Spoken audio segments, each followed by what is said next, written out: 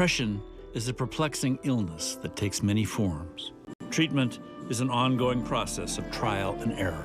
Meanwhile, over 20 million Americans are living with depressive disorders, many of them terrified to step out of the shadows and seek help. Working at the frontier of brain research, neurologist Dr. Helen Mayberg had recently made an astonishing discovery with the aid of brain imaging. Mayberg already knew that every depressed patient's brain looked different. There seemed to be no consistent pattern among them.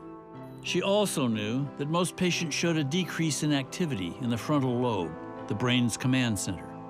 But she noticed in the scans of patients who had recovered from depression, a tiny unmapped region of the brain called Area 25 showed a consistent decrease in activity from a previously elevated state.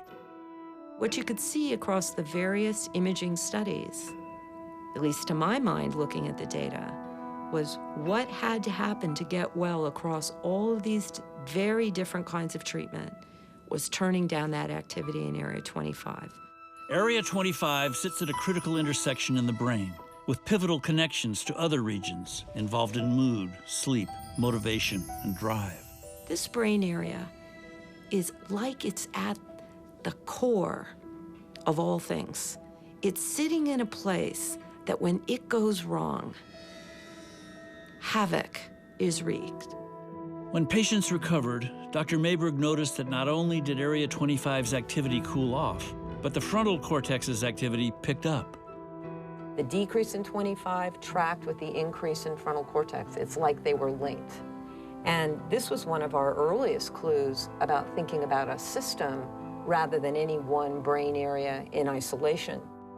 In an effort to pinpoint where moods occur in the brain, Dr. Mayberg conducted an experiment.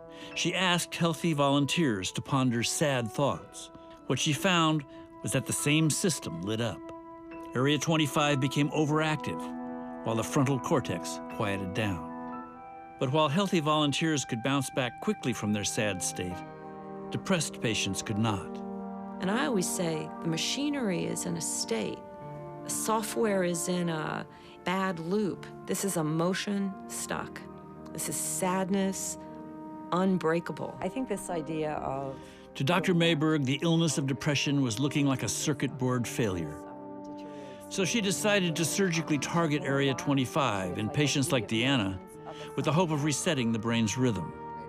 If you can't talk it down, drug it down, shock it down, maybe you have to do something else in a much more precise, much more bulleted kind of way, if you will.